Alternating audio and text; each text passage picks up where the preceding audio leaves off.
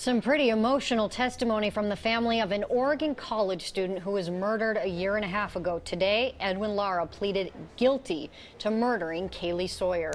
It was a warm July summer night in 2016 when a beloved young woman named Kaylee Sawyer vanished in Bend, Oregon. Kaylee was a 23-year-old dental assistant who studied at the local community college.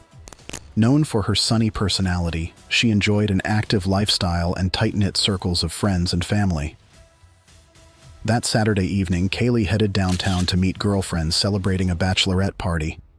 Bar hopping in good spirits, she drank and danced the night away before calling her boyfriend Cameron just after midnight for a ride home.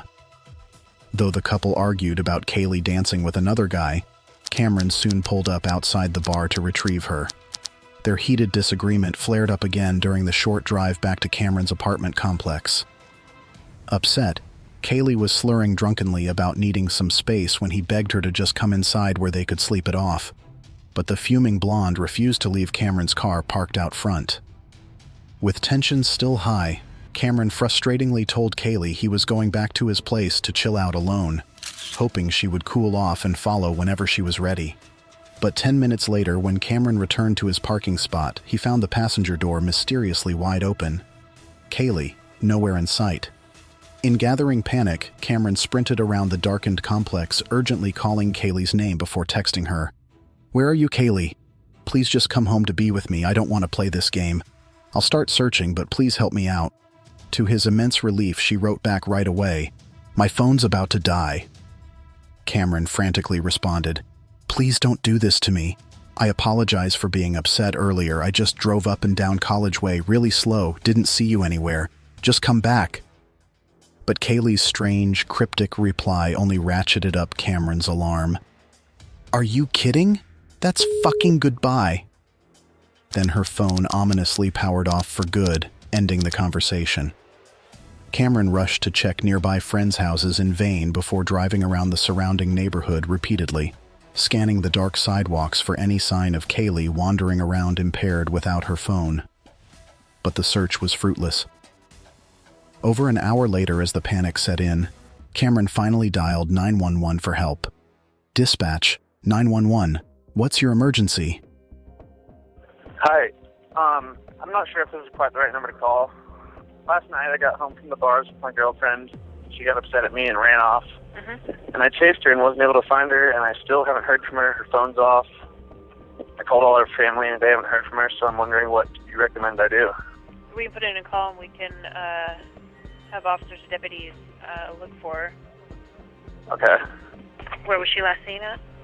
College Way. In that apartment complex? Yes. In a specific apartment or? In the parking lot. It was like 1 o'clock in the morning. Cameron, I'm not sure if this is quite the right number to call. Last night I got home from the bars with my girlfriend and she got upset at me and ran off. I chased her and wasn't able to find her, and I still haven't heard from her. Her phone's off. I called all her family and friends and no one's seen or heard from her either, so I was wondering what you recommend I do. Dispatcher. Okay, where was she last seen? Cameron. College Way. In that apartment complex. Dispatcher. Yes, in a specific apartment or in the parking lot? Cameron recounted the whole story, picking drunk Kaylee up from the bars, arguing the whole way home before last seeing her by his parked car. He had searched everywhere for her with no luck. It was totally out of character for bubbly Kaylee to be out of touch this long. With dawn now breaking on Sunday morning and Kaylee mysteriously still missing, officers immediately opened an official search. Her stricken mother also called 911 as the worst feelings of dread took hold. Julie, Kaylee's mom. "Yes, I need to have an officer call me. My daughter is missing and she is over 23, but she has epilepsy and some medical issues." Dispatcher. "All right, what is your name?" Julie. "My name is Julie." The dispatcher took down information, promising to send officers to touch base as soon as possible about the unusual missing person case with extenuating health concerns. As the 72-hour mark approached rapidly with no traces of Kaylee besides the puzzling dropped cell phone, the sleepy college town mobilized into overdrive to assist with the search. Flyers and social media posts on her disappearance spread like wildfire. Just when hope was starting to dim, a major revelation broke the case wide open. A rookie local officer named Edwin Lara called headquarters about her husband Edwin Lara acting erratically since arriving home very late Saturday night after working his security guard shift at the nearby community college campus. Isabel reported 31-year-old Edwin had scratches on his arms and legs, along with shoes stained oddly red. He was jittery and nonsensical, crying about hitting and possibly killing a female pedestrian out driving in his patrol car. Isabel also disturbing found identifiable belongings of Kaylee's stashed in their garden shed. Police immediately surrounded the Lara household, confirming it was indeed Kaylee's things dumped hastily in the bushes. But Edwin was already long gone, mysteriously vanishing like Kaylee had nights before, along the high plateau dotted with forests surrounding Bend. A desperate 12 hours on the run ensued as psychotic Edwin carjacked motorists at gunpoint to continue his frenzied escape towards California. He kidnapped a 19-year-old named Andrea, eventually forcing her to record his chilling confession during the chaos. Police finally chased Edwin down, bringing the harrowing ordeal to a dramatic close on a highway outside Sacramento. In custody, Edwin spun investigators fanciful lies about accidentally hitting slurring Kaylee on campus before strangling her in a mindless panic when she wouldn't stop hysterically screaming. Detectives cited his religious faith, challenging Edwin to come clean for both Kaylee and his God. Finally, Edwin confessed to deliberately running Kaylee down that fateful night in his ominous patrol vehicle because she was inebriated and vulnerable. When the desperately pounding girl recognized campus security guard Edwin, he admitted to bludgeoning, then strangling her unconscious to avoid being identified. Edwin raped defenseless Kaylee before driving her battered body out to the high desert wilderness, leaving the gravely injured young woman discarded off a remote dirt road to die alone.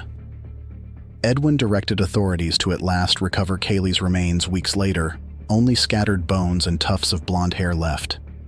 Charged with aggravated murder and rape, Edwin avoided the death penalty by pleading guilty. But Kaylee's family took slight comfort in seeing the monster who extinguished their beloved daughter's bright future condemned to die himself within the walls of prison, sentenced to consecutive life terms. Outrage exploded over the local university's negligence, allowing a predator like Edwin to slip through the cracks as a supposed protector. His realistic-looking uniform and official patrol car enabled violating student trust.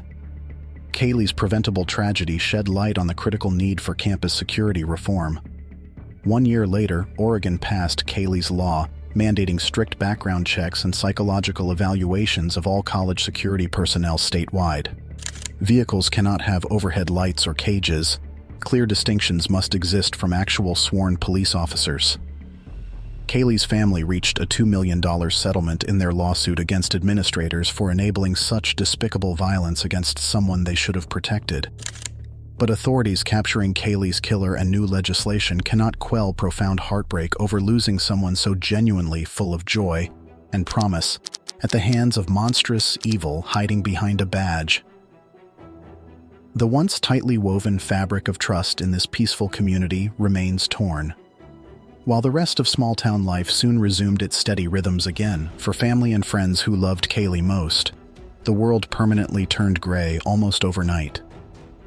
But keeping her uplifting spirit alive through cherished memories and working to prevent similar tragedies provides solace moving forward one day at a time.